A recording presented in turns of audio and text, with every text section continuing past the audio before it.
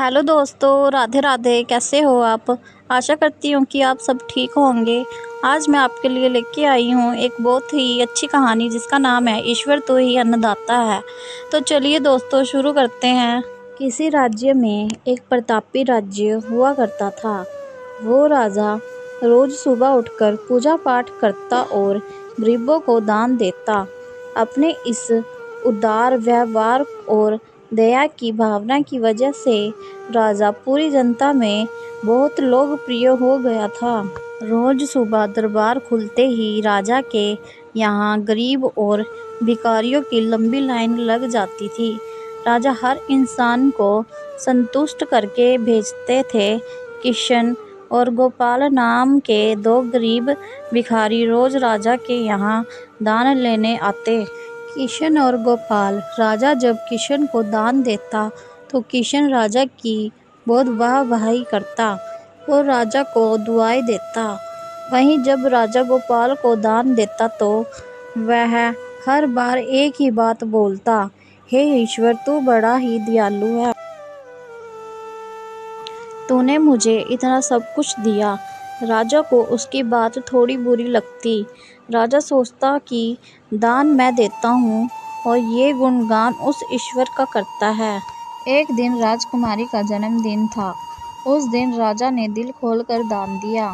जब किशन और गोपाल का नंबर आया तो राजा ने पहले किशन को दान दिया और किशन राजा के गुणगान करने लगा। लेकिन राजा ने जैसे ही गोपाल को दान दिया वो हाथ उठा के बोला, हे ईश्वर, तू ही अन्नदाता है।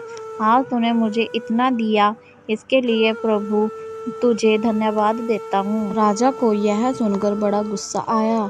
उसने कहा कि गोपाल, मैं रोज तुम्हें दान देता हूँ, फिर तुम मेरे वजह ईश्वर का गुणगान क्यों करते हो? गोपाल बोला, राजन देने वाला तो ऊपर बैठा है, वही सबका अन्नदाता है, आपका भी और मेरा भी। यह सुनकर गोपाल वहां से चला गया। अब राजा ने गोपाल को सबक सिखाने की सोची। अगले दिन जब किशन और गोपाल का नंबर आया तो राजा ने किशन को दान दिया और कहा, किशन, मुझे गोपाल से कुछ बात करनी है, इसलिए तुम जाओ और गोपाल को यहीं छोड़ जाओ। और हाँ, आज तुम अपने पुराने रास्ते से मत जाना। आज तुमको राजमहल के किनारे से जाना है, जहाँ से सिर्फ मैं गुजरता हूँ। किशन खुशी खुशी दान लेकर चला गया।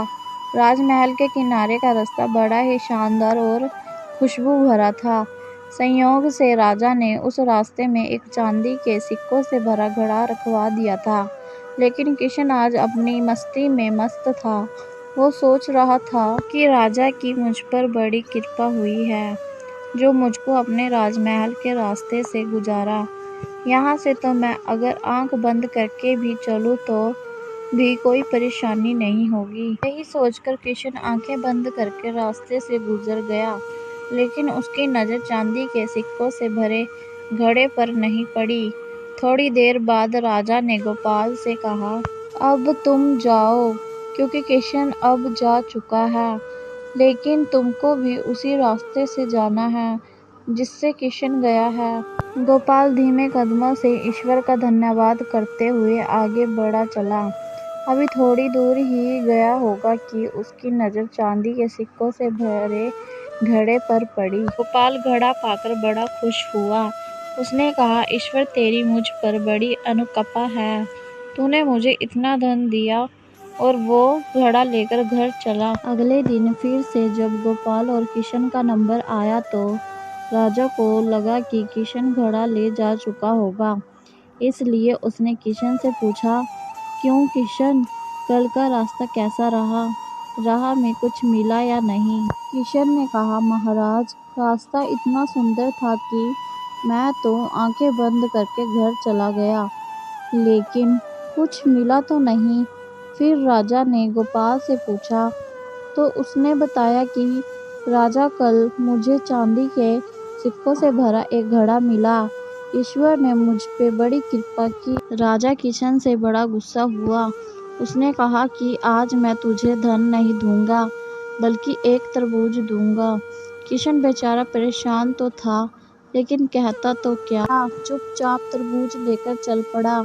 उधर राजा ने गोपाल को रोजाना की तरह कुछ धन दान में दिया।